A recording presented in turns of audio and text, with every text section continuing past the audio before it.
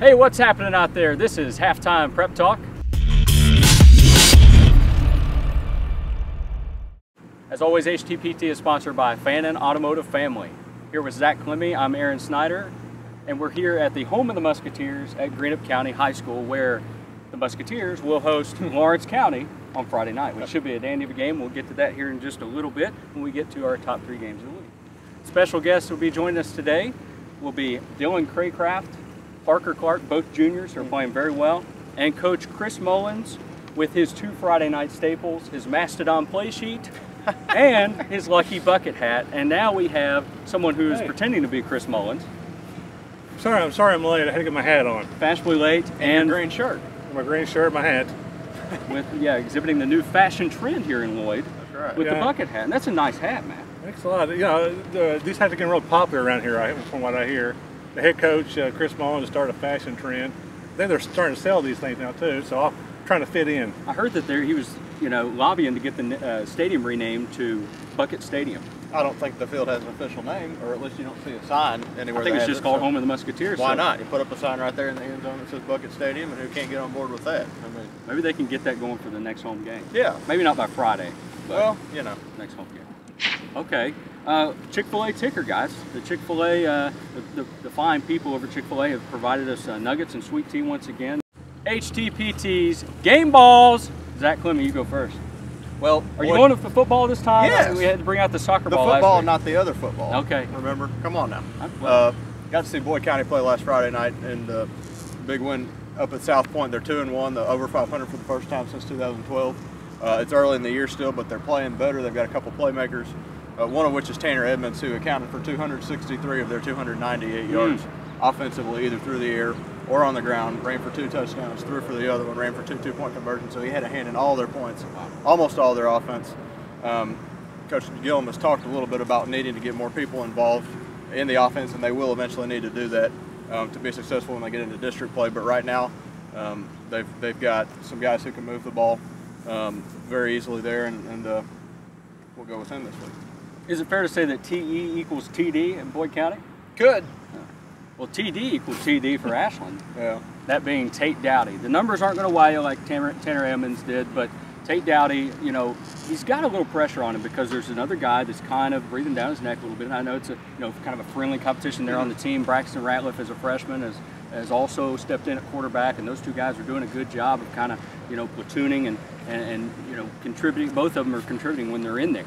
But Tate Dowdy, against a rival as Russell is, comes in there, and it seems like, when you're in that situation as a player, you got to feel like, I got to perform every time I'm on this field because I want my playing time too. Nothing against a teammate, but you want your playing time too. And Tate Dowdy, as a junior, has done exceptionally well, I thought, especially against the Red Devils. He had 53 rushing yards and 29 passing yards. Like I said, not going to wow you, but he had 2 touchdowns in the 3rd quarter that were key and helped pull them away in a key game. So, Tate Dowdy. Well, this is really hard for me to say here since I got the bucket hat on.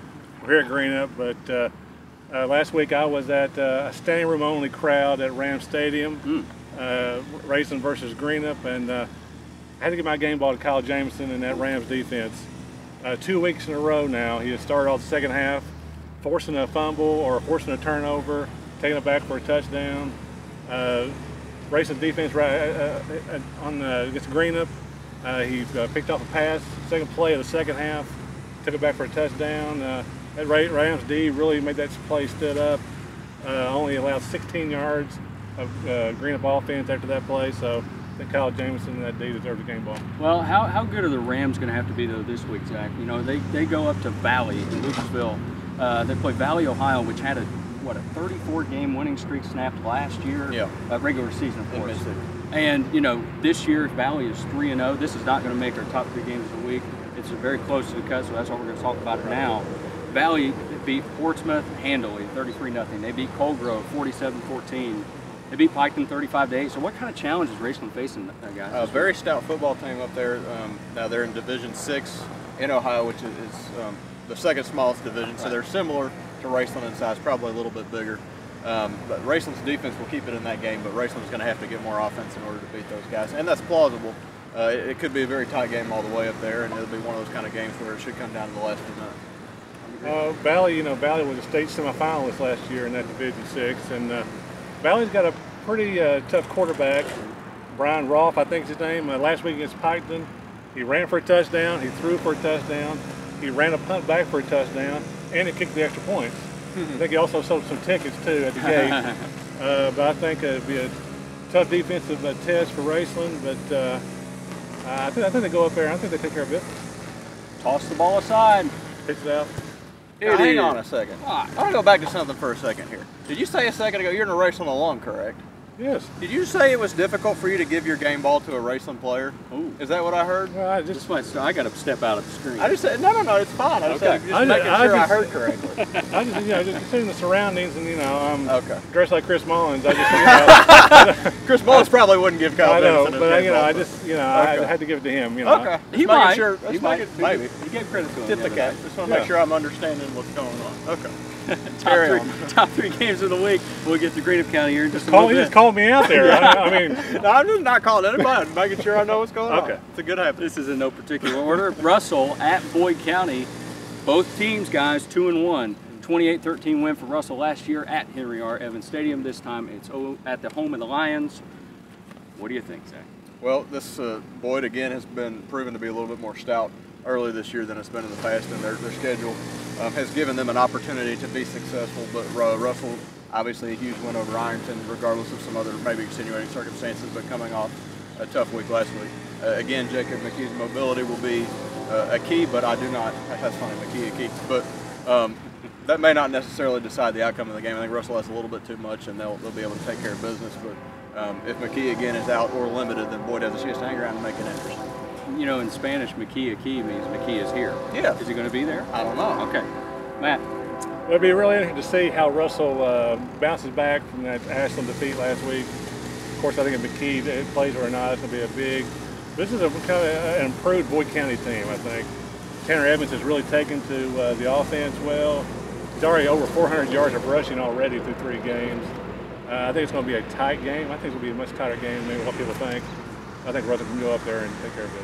I'm running with the Devils on this one. I think they're kind of a team on a mission right now. They're coming off that loss against Ashland. They got to be none too happy in that run. You mentioned Edmonds, and another guy that Lawrence mentioned is Christian Brawley. He was a little bit dinged up last week.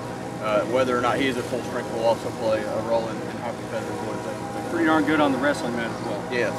Ironton at Ashland. Ironton's 0-3, uncharacteristic record for them. First time since 1968 they've started that poorly. Fighting Tigers actually started 0-5 that particular season, and they're on the road at Putnam Stadium. The Tomcats are 3-0, guys. And 41-13 washout last year for Ironton. I don't think that's going to happen again. Doesn't seem likely. What do you think, Matt? Well, dare you say Ironton 0-4. I mean, that's kind of been unheard of. No. Say 1968, that was before we even landed on the moon. Wow. Lyndon Johnson administration. Yeah, so, but Ashland's been playing out of this world, really. Probably the play of their offensive line has really been impressive so far. Really opened up holes for Quentin Baker and company. It was 41-13 last year. I think you flip the script there. I think Ashland can probably take it pretty easily. Okay. Ironton's line is usually a strength, but Ashland's line has made, as we've said before this year, significant improvements over last year. Ironton had its way with Ashland last year on the line, and that made life a lot easier for D'Angelo, Palladino, and some of those guys. Again, Palladino has been limited by a back. He's out a couple weeks ago. Remains to be seen again what he'll be able to do. Ashland, I got them. I got the Tomcats. You mentioned LBJ. He was the 36th president. I think Ashland scored at least 36 points. That's right, I'm calling that. I think Ashland offense is way too talented. And the questions I had about their defense, I am slowly erasing those. Okay, moving on to right here on Friday night, which could be tonight if you're watching on Friday. Yeah. It's Lawrence County at Greenup County. Lawrence County is 3-1. Greenup County 2-2. First meeting since 2010, and that's when Lawrence won 40-19. Matthew, take the ball and run. Thank you. I talked about racing defense earlier, but Greenup's defense played well last week too, and they've been playing well all season. But this might be their toughest defensive test of the season, I think. Lawrence County has got experience, athletic speed at every skill position on offense. Grant Kaiser might be one of the best quarterbacks in the area. Now you've had Robert Dalton, Timmy Dalton and the brothers on as wide receivers. It'll be awful tough, but you know, Greenup's still looking for that signature win under Chris Mullins, and you know, Lawrence County could be that signature win. I mean, you think, you know, how many games that they've lost by less than a touchdown. But I think Lawrence County's offense might have a little bit too much. Greenup County's still struggling to score, to finish off drives. I think maybe Lawrence scores a late touchdown, maybe pulls it out. I've said this every week, and I see no reason to stop now. I like Greenup. Their defense is just so stout. Lawrence will have the ability to get to the edge a little bit on them, but we'll see. I think Greenup should be able to have some success, at least in the middle, and their running game has struggled a little bit to get on track in some situations, but this is a game where they realize they will need to put points on the board, which they've struggled to do. They will need to score points to beat Lawrence, and I think they'll be able to do just enough of that. Every week. I actually kind of feel kind of bad now. I talked about Raceland, and I picked against Greenup while, you know, with my bucket hat on and everything else, but I got to stay professional. At least your head won't get sunburned. Yes, that's exactly right. Every week that has happened. Yeah. Every week it seems like you go with Greenup. Every week it seems like we're on the field and I go against the home team. Oh. I'm bucking the trend. Musketeers. Bucket. I didn't even mean to do that. I'm going with the Musketeers, guys. I think that they stayed disciplined enough on defense to defend the belly option. Yeah, it's, you know, Kaiser and Mosley and those guys disguise it well. Yes.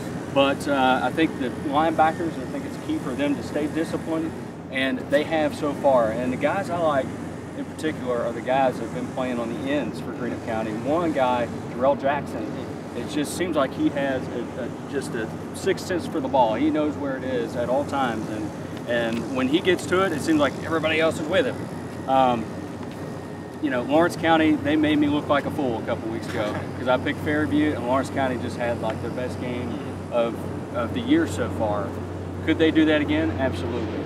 But I like the Musketeers in a close game. Yes. I will say, you know, a win over Lawrence really could springboard that district season for Greenup. I mean, you know, they've tried to win these games in the past. Yeah. And a win over Lawrence could really springboard them into the district. Yeah, and same goes for Lawrence. You know, they're gunning for Belfry. You know, win here, they need to go in with go a long way. You alluded to this before. Greenup's been so close the last 3 years against Russell, so close last year against Ashland, so close this year against Raceland. They're just knocking on the door, and this is where they finally realize, okay, we're running out of next time, so we got to break the door down at some point. Dylan Craycraft coming up. All right, we have Dylan Craycraft, Greenup County Junior, on the show today. Dylan, you play both sides of the ball.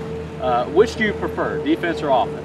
I'm more of a defensive guy myself. I just like the mentality of being on the other side of the ball and just hitting people and going after the ball carrier. That's really what I'm about, more than offense, really. As far as, let's talk about offense real quick. You know, the difference between run blocking and pass blocking. What's the biggest difference? Run blocking, you know, mostly my blocks are on the linebackers, so really I like to fire off and I have to go after a guy. But pass blocking is really more about getting your hands settled in and getting under the guy and making sure he doesn't get around you. Just really getting your footwork down and stuff. We've worked a lot on that this offseason. And you guys have had some, you know, tough challenges on the field so far. You faced, you know, Russell. You faced Raceland. Who's been the toughest team to block so far? I'd say probably Raceland. They got a little bigger boys, you know, a little more muscle to push around. And plus those Holbrook and Walker blitzing on you, you know, you just got to react fast. And kind of messed up our pass game a little bit, you know. We didn't complete as much as we did last week. But overall, and you said you like defense, the defense has really performed well this year. You guys, the past 2 weeks, you look at those just individually, you gave up 6 points against Raceland. The other 6 points was a defensive touchdown they had, and then you gave up no points against Fleming. So how would you kind of assess the last 2 weeks defensively, and how do you guys use that to boost forward? We really look at our defense as our main thing that we look at, because, you know, our defense really boosts our team, and we're hoping, you know, we get out there, we like to go on defense first and really get the game started. And what we see is, like, we stop the offense real quick, we get out there and offense put one in and really gets the mentality up, and, you know, we get up ahead, and it's really what we look forward to in a game. You mentioned that key word, mentality. How has the mentality changed in the locker room and on this field over the past few seasons? You know, Coach Mullins, he's changed over the years, you know. He's a real good coach. He's really changed. He's really stepped up. He's a defense. He wants defense. You know, we want to get out there and hit hard. We want to play a team. See, everybody sees us as a small team, but we're going to hit you and we're going to play hard and we're going to tackle people. And we're going to get after your offense. That's really how we like to play football. How about in the classroom? What's your favorite subject? Probably science is my favorite subject. All right. Well, it's a Wednesday afternoon, so we better let you get back to class. Get some Chick-fil-A nuggets before you go. All right. Thanks. Okay, Parker Clark is on the HTPT set, another junior, along with Dylan Craycraft. This junior class has been really excelling, I thought, so far this year. Can you talk about just how the juniors have kind of gelled together and excelled on the field? Well, most of us have been together since 6th grade, and then we all work out together during the off season. Everybody's friends, and we just keep each other close. How have you personally become acclimated to a somewhat new role? You're now the primary receiver that quarterback Jared Hunt looks to. You guys have several other targets that he likes to throw to as well, but you're kind of that primary receiver now. How have you kind of adjusted to that role? It's hard at first, but we practice it every day, and then the more reps you get, the better you get at it. As far as guys that you look at in college or NFL, are there any receivers you kind of like to watch and be like? A.J. Green. A.J. Green, Cincinnati Bengal. Yes, sir. Hard-hitting group of linebackers. Every time I've seen you guys this year, it's been 2, 3, 4, multiple guys swarming the ball. It seems like you guys have really worked on that. And you don't just tackle, you hit hard. How much emphasis do you put on that and just, having that oomph behind, what you're doing out there? So, well, in practice every day, they tell us to hit hard, wrap up, then somebody will come up and clean up after you. So that's what we do. And that's what Dylan mentioned one thing, the size. You guys don't have great size, but you make up for it with the speed and then the, just kind of the velocity that you come at tackle or come at ball carriers. So as a linebacking group on the outside linebackers, what you are, how do you feel like the linebackers have performed so far? Well, we performed pretty good. I mean, we can do better working downhill, but I mean, we practice it and we'll get there. Another close loss this past week against Raceland. It was a 12-6 loss for you guys. You guys have been so close the last couple of years of pulling out just that's what you might call a signature win. What's it going to take to pull out a close game? Just keep working on it, putting in extra work on and off the field, in the weight room, and extra sprints. It seemed like the seniors kind of took that loss to Russell really hard, exceptionally hard, because it was their last chance of getting that win. How did that group, the senior group, kind of rebound and help lead you guys going into the next week and going forward? Good. They came out really vocal and strong and made it a point that we had to win. Hey, another thing about, and we'll talk to your coach here in just a second, he's a music guy, and he likes his grunge rock. I heard Korn playing here one opening night. It was opening night this year, one night this season. So I was wondering, what's the music choice in the locker room, or is Coach Mullins always a DJ? It really depends. Like before the games, we usually just kind of put our own headphones in. But if he has anything to do with it, it's usually rock. If you have your own headphones on, what's playing? It depends. Usually Eminem. Eminem. Okay. Have a favorite song? To get you pumped up? Lose Yourself. Okay. Is that what you kind of do? Lose yourself in the moment out here? Yes, sir. All right. Well, good luck on Friday night against Mullins. Thank you. Joining us now on HTPT is Greenup County Coach Chris Mullins. Coach Mullins, you got your bucket hat. That's right. And you got your Leviathan, like I like to call it, the Leviathan laminate play sheet. Yes, this is definitely, I can't leave home without either one of these things. These both have become attached to me at all times. So this play call sheet actually on a day like today works really well. When the bucket hat can't get the job done, I can shield some sun with that thing. So yeah, it's got a lot of important information on there, and we ask our kids to learn an awful lot there. So. Looks like you got a little bit more room. Yeah, we do. We always have more room, and I've always got the backside too. Yeah. So. Okay. Yeah. The backside is completely open right now. Adolph Rupp, he had the brown suit. Yeah. Bear Bryant, he had the plaid fedora. Chris Mullins has the camo bucket hat and the mammoth play sheet. That's right. That's a trademark now. Well, the bucket hat, I think I've had this probably for 15 or 16 years. And I won't tell you where I bought it because it'll lose a little bit of its credibility. Okay.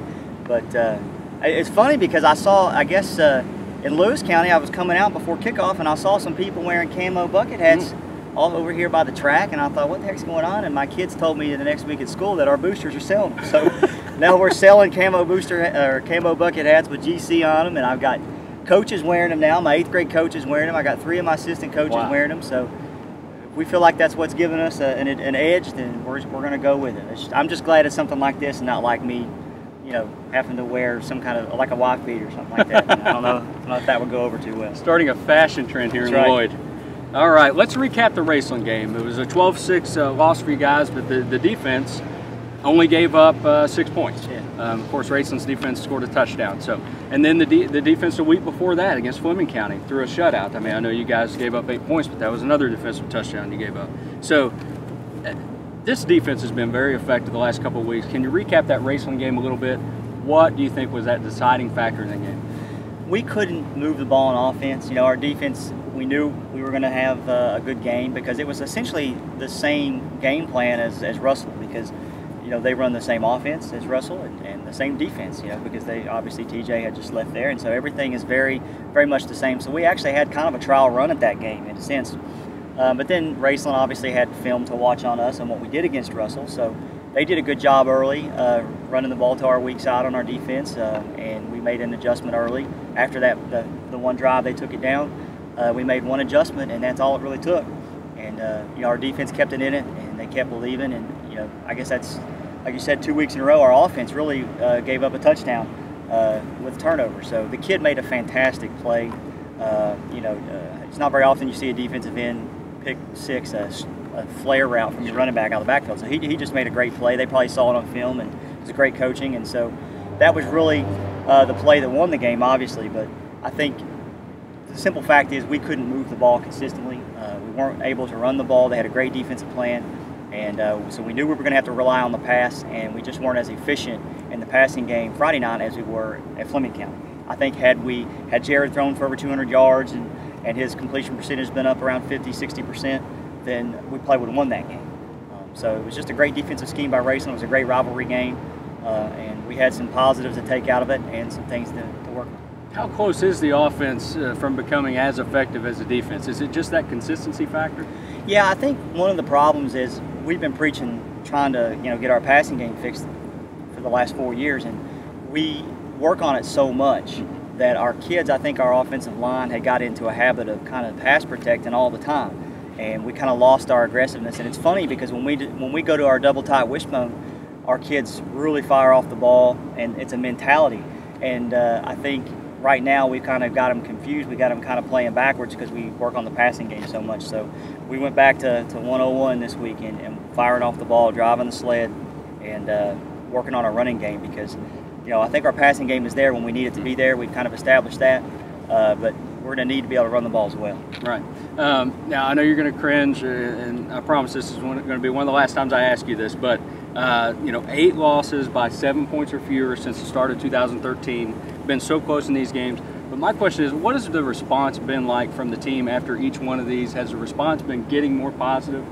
Yeah, the response, initially, it's very, very depressing, because we asked our kids to sacrifice themselves physically and mentally more than they think that they possibly can, and they've done that, and they haven't got the result that we all hope for.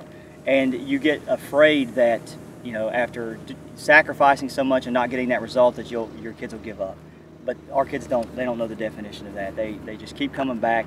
And I think after the 1 day of recovery, after Saturday, I think everybody's ready to get back to work on Sunday, because it's still exciting to know that both of those teams, Russell and Raceland, that we've lost to, are fantastic football teams and fantastic football programs, and we are in a position up to the very last minute to win both of those games, and that says a lot because our program historically hasn't been able to do that consistently. So we're pretty happy with the direction things are going. I'm very happy with their mentality, and I think that at some point when we get the lucky bounce or we get, make the big play when it matters, then when we start winning that, when we get that first one, I think hopefully it'll just be contagious.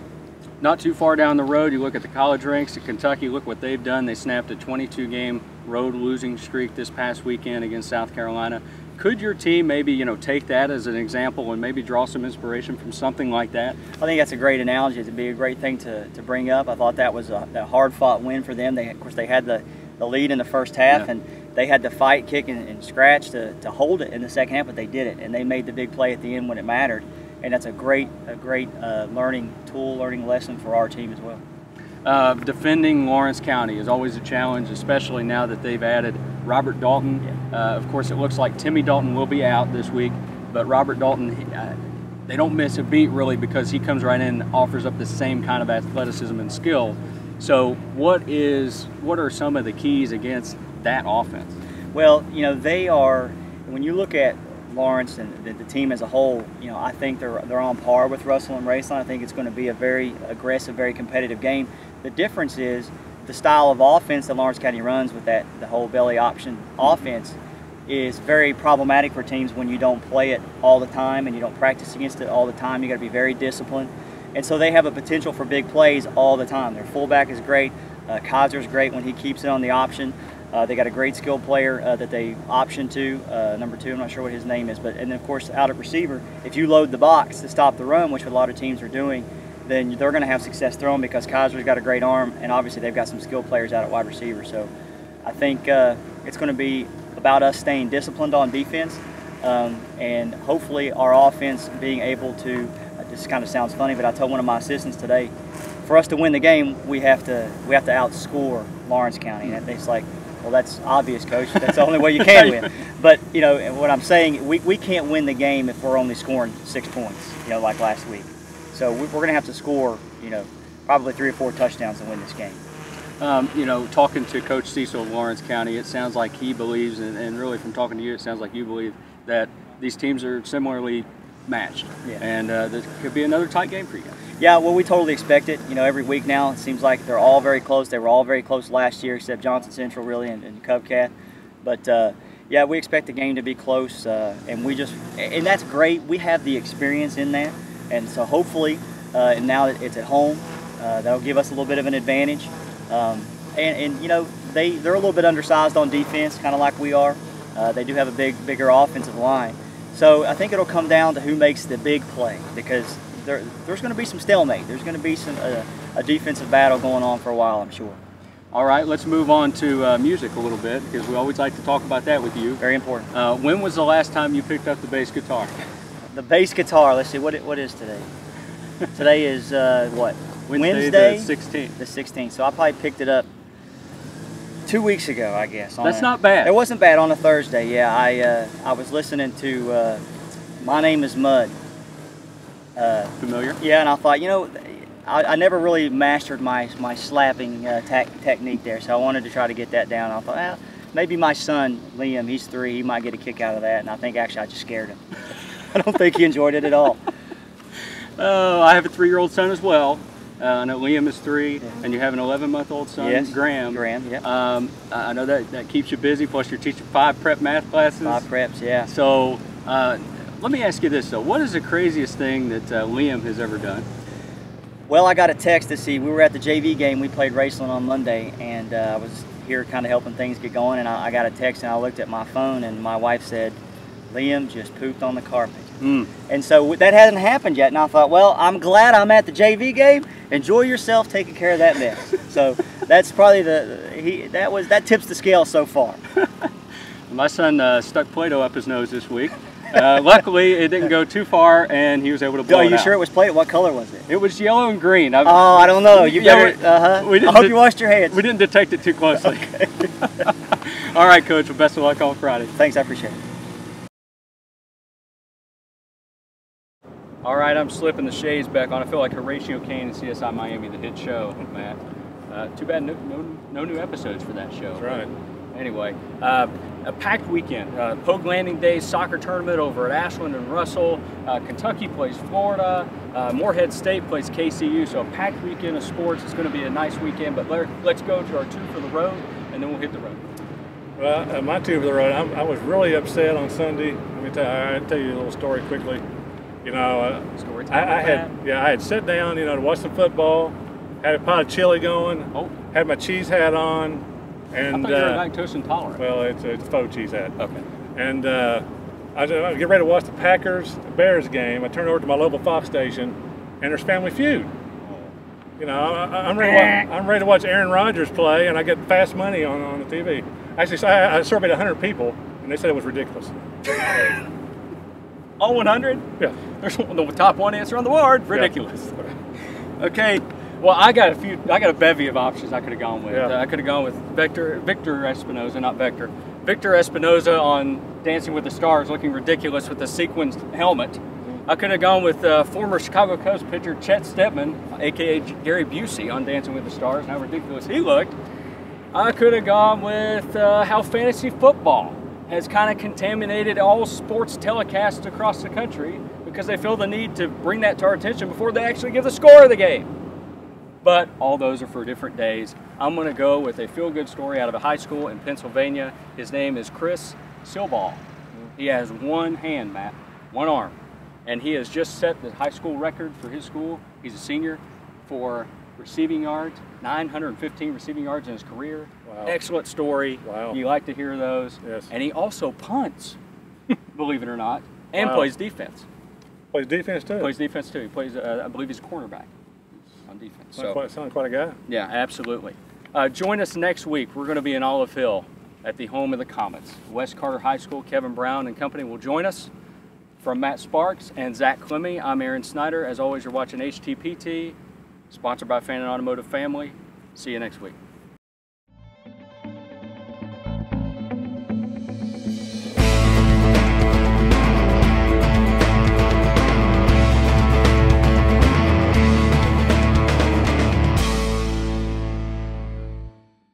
I want to take just a minute to wish happy birthday to my sister, Alyson Biggs, who also films and edits the show, and she has been doing so for the past several months, been doing a great job.